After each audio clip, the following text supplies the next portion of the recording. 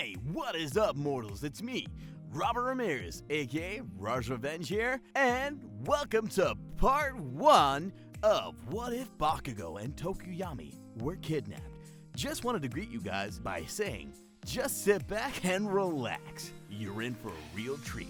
And so, we begin.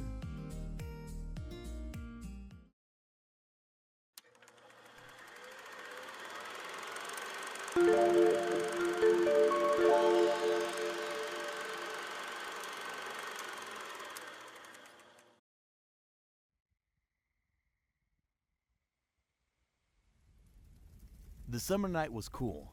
Even as the blue flame overtook some parts of the forest, smoke rose into the sky, obscuring the moon and the stars. The training camp's location was meant to be a kept secret, but the League of Villains somehow found its whereabouts. The Vanguard Action Squad had scattered around the force, besieging the UA students as they executed their main mission, capture Katsuki Bakugo, and, if they're able, anyone else that they can coax into joining them. Mr. Compress was quite successful with that undertaking. After watching the monstrous Dark Shadow destroy Moonfish, he followed the group of students. The magician smiled behind his mask. That Raven Boy would be useful for our cause, and Bakugo was with them too. It would be quite a simple task for me to pick them off from the group. The stage is set. Time to start the show. Mr. Compress slipped away into the forest shadows. Ready to perform, Uraraka, Asui, Todoroki, Soji, and the injured Midoriya didn't even notice Bakugo and Tokuyami's absence until it was too late. Being the showman that he was, Mr. Compress revealed himself and proclaimed that it was he who took their friends. The magician avoided Todoroki's ice attack with ease before making his swift getaway to the rendezvous point. It quickly became apparent that the UA students weren't going to be able to catch up to the criminals while on the ground. Although greatly injured from his fight with Muscular, Midoriya came up with a plan that would utilize Uraraka's and Asui's quirks, as well as the webbing between Soji's dupli arms. After Uraraka sacrificed her jacket to make a makeshift split for Midoriya's arms, she made her 3 male classmates weightless while Asui grasped them with her amphibian tongue. They weren't just going to stand by when they had the opportunity to save their friends. Mr. Compress arrived at the rendezvous. Seeing his cohorts waiting for him, Dabi's icy glare was aimed at the magician. You're late. Did you at least get what we came here for? Of course I did. A mere apprentice could have pulled it off. A speeding force crashes into Mr. Compress's back, forcing the magician to crash into the ground. Midoriya had landed on the villain while Soji and Todoroki pinned down the arms. Give our friends back, you jerk! The vanguards were taken off guard, not expecting Mr. Compress to be followed. The only one that was annoyed by this turn of events was Toga, a soft blush of a smile on her face upon seeing Midoriya again. Dabi threw flames at the students. Shoji and Todoroki dodged to the side while Midoriya ducked under the fire, the flame licking at his face and chest. An antagonizing stare-down was held between the two sides as Mr. Compress picked himself up and rejoined his teammates. Midoriya, Todoroki. Soji held up the 2 marbles he had in his hand. We got what we came here for. Let's get out of here. The expressions of victory was quickly swept away from the students' faces as Mr. Compress chuckled. The magician snapped his fingers. The marbles in Shoji's grasp returned to their original form, chunks of ice. Todoroki couldn't hide his shock expression. That's my ice. When did he have the time to? A simple sleight of hand, my boy. After you attacked me with your quirk, I helped myself to a few pieces and hid your friends in the last place you'd look. Partly lifting up his mask, Mr. Compress opened his mouth to reveal 2 more marbles on his tongue. Mr. Compress wasn't prepared for Midoriya's retaliation.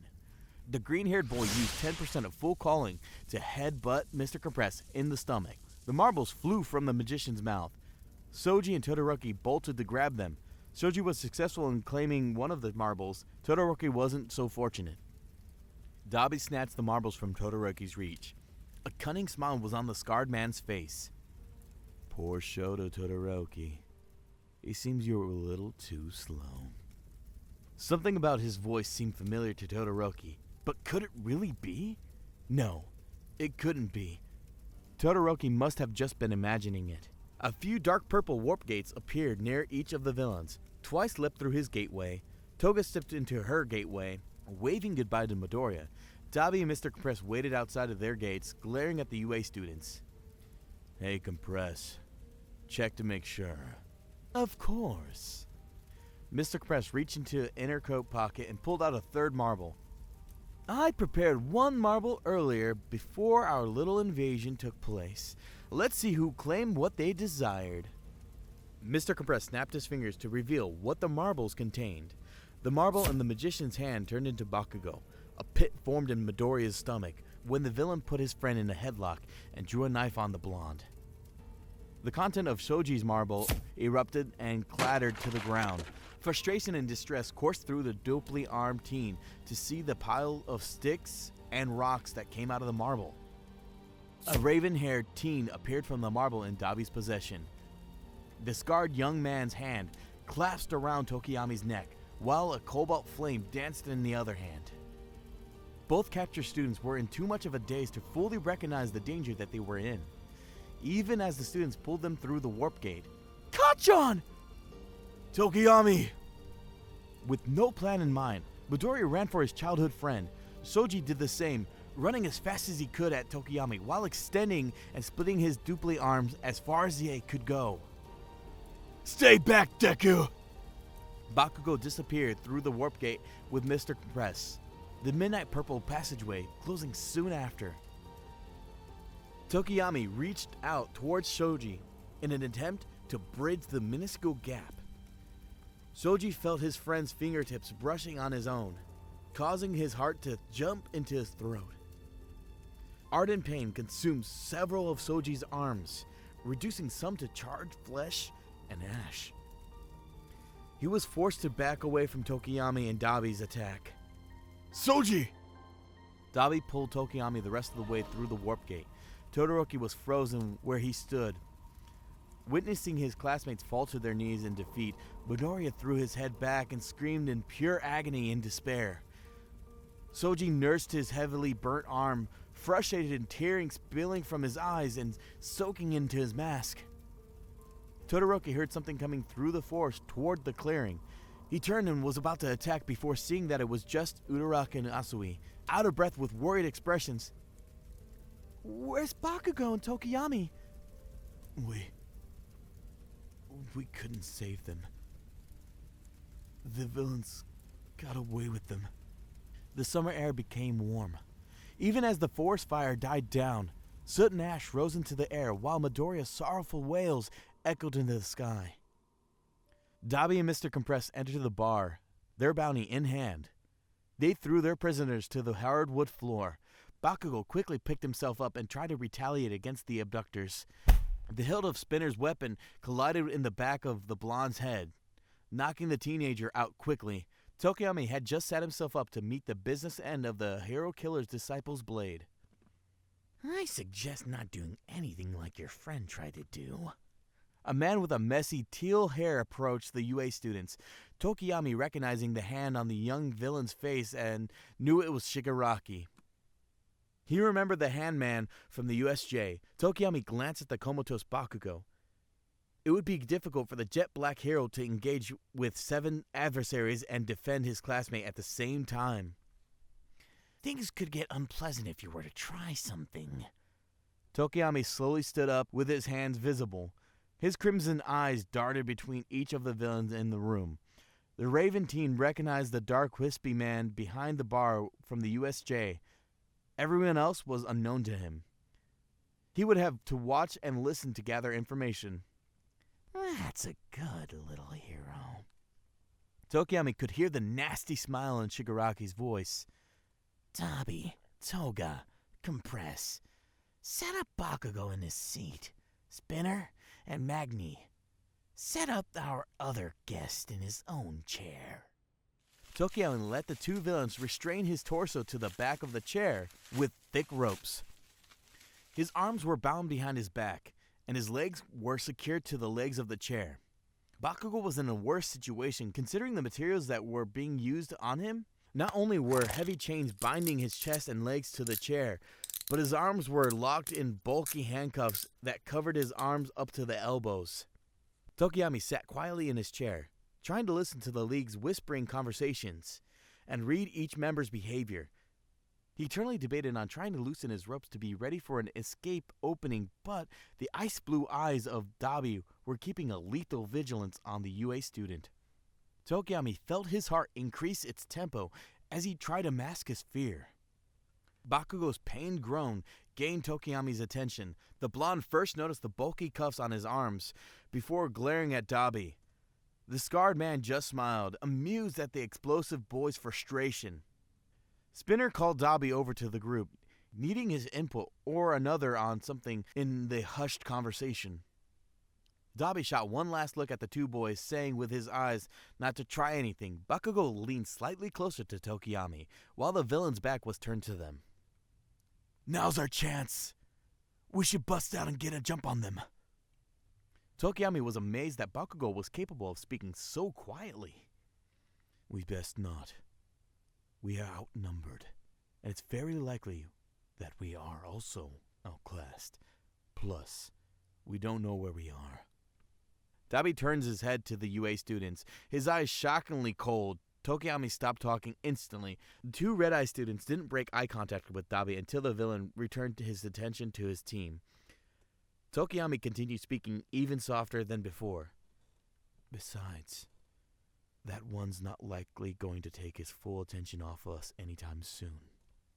If you think I'm going to do nothing and wait to be rescued, if an opportunity presents itself, of course we'll take it. For now, we observe and gain intel." Bakugo growled and cursed under his breath. He hated that plan, but the bird was right. There wasn't much that they could do in their situation. Watching and waiting was one of the few options. The League of Villains dispersed from their conversation, moving to different parts of the room and getting comfortable. All eyes were on the high schoolers. Neither one would admit it or let it show, but Bakugo and Tokiyami were a little intimidated. "Apologies for the wait. We were only expecting to have Bakugo as our guest tonight, and I needed to know how we managed to get you caught up in this, Tokiyami." Shigaraki was acting too cordial for either boy's liking. "But I suppose that we could extend our offer to both of you." "And why the hell would we even listen to any offer you have?"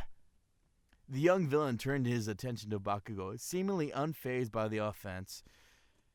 "You want to be greater than All Might, right, Bakugo? To prove that you are stronger than the #1 hero. Wouldn't the simple way to do that would be to eliminate him? You've got a quirk and the potential to do it. All you need is the right person to back you up." "So, you want me to join your league?" "That's exactly what I'm saying. Are you interested?" "Fat chance! There's no way in hell I'd betray everything I've been working towards, only to throw it all away to join you losers." Shigaraki scratched his neck a few times. Tokiyami had noticed that the teal-haired man would do that when he became frustrated or annoyed. Shigaraki stood from his chair and looked at the Raven teen. "What about you, Tokiyami? As someone with features like yours, and being one that walks with the shadows, it's probably common that people look at you with disgust and fear." "Although people think my appearance is strange, I'm no monster. I'm not like you, or your conclave of villainy." Shigaraki inhaled sharply and began to scratch his neck again. His nails were digging deeper into his skin, and blood began to leak to the surface. He takes a couple steps toward Tokiyami, the floorboards quietly creaking with each footfall. The Raven teen started to squirm against the ropes. He tried to keep his emotions steady, to keep Dark Shadow in check, but it's challenging to remain calm when staring down an apathetic maniac. "I heard what you did to our friend, Moonfish. You weren't holding anything back, and you nearly killed him. And all it took to trigger such a brutality was your friend getting a simple flesh wound." Shigaraki leaned close to the restrained student. Tokiyami was able to look past the hand on the villain's face and see his eyes clearly. Red eyes, just like his own. Imagine if a little incident happened in a crowded place, like a mall or a residential area. Many people would get hurt. Some probably would die. And you would be labeled as a villain just because you couldn't control your emotions or your quirk. Tokiyami's eyes shifted to the floor as Shigaraki's words rang in his head. All Bakugo could do was watch the event unfold. The people you swore to protect would never trust you again, and everyone that you thought you were friends with would hate you and fear you. Tokiyami's body was so tensed up that he was trembling. The memory of the pain of Dark Shadow's destruction replayed behind his eyes. The way that sentient shadow thrashed about, attacking anything that moved or made noise, was horrific. He was lucky that none of his classmates got hurt, and that Midoriya had a plan to stop the madness. Bakugo may not be the most social person, but he could read people fairly easily. Tokiyami was fearful of his quirk and ashamed of his lack of control. "Hey, Bird Brain! Are you actually listening to what this bastard is saying? Your quirk may be stubborn, but it's also multifaceted. You'll gain more control with training, but if you lose control again, I'll kick your ass like last time." Tokiyami didn't move or change his shadowy expression. Shigaraki tilted his head to the side, an idea forming inside his mind. He raised his hand, casually beginning to move his hand closer to the Raven teen's face. Tokiyami flinched back, turning away while Bakugo tugged at his chains angrily. "Get away from him, Krusty!" You're a smart kid. There's one little thing that you could do to easily stop me. Bakugo pulled at the chains again, small explosions illuminating through the seams of the cuffs. Some of the other villains laughed and smiled at the turnabout. Bakugo knew he could handle fighting villains, but dealing with a hostage situation was something he knew he was lacking in. Tokiyami took in a breath through clenched teeth, the air through the gaps sounding like a leaking hose. Despite the situation, the young man found himself to smile. He understood darkness and fear, how useful it was to use in combat. Now that he had the moment to clear his mind, he knew what he had to do. Besides, Tokiyami wasn't the only one Shigaraki was threatening. "You should reconsider what you're doing. Broken bones take months to heal." You're in no position for remarks like that, Tokiyami.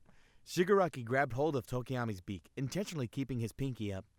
Not while your life is in the palm of my hand. "It's not just my life you're playing with." Before Shigaraki could come up with a retort, something burst from Tokiyami and crashed into young villain. He crashed into Magni and Twice, who were only just able to catch him. They pulled their leader to his feet as everyone tried to figure out what hit Shigaraki. He's got a point, you know. You don't want to end up like your buddy, Moonfish, do you? A dark figure with a bird head was coming out of Tokiyami's body. Dark Shadow was rather large, his wingspan covering half of the width of the room, as he stood protectively in front of Bakugo and Tokiyami. "So, who wants to flirt with the darkness? Come on, don't be shy. I just plan on snapping you in half like a Kit Kat." No one moved for a long time. No one could have predicted the sudden turn of events. A ceiling light danced around the room. Dabi stepped closer to Dark Shadow without fear due to the flame he held in his hand. Dark Shadow shrank down but remained vigilant and unmoving from the front of the UA students. "You're not as tough as you look, Shadow." Dabi moved his flame closer to Shadow, causing the entity to shrink further. "You actually seem quite harmless." Dark Shadow started to attack but halted when Dabi's flame became brighter and aimed at Bakugo. Both students were visibly frustrated at the constant flux in control of the situation. A subtle grin turned up on Dabi's face. "So, boys, will we resume a pleasant conversation, or do things have to get a little toasty?" Thank you all for indulging yourselves in this story thus far. Hope you enjoyed it. Now, there are a few more things that I'd like to go over before the video ends. Firstly, we've got a second channel called Anime Deep Dive. Anime Deep Dive goes into the facts and lore of a wide variety of anime. It's sure to expand your weeb knowledge for all kinds of series, guaranteed. On top of that, we have a third channel called We the Celestials, Naruto What If.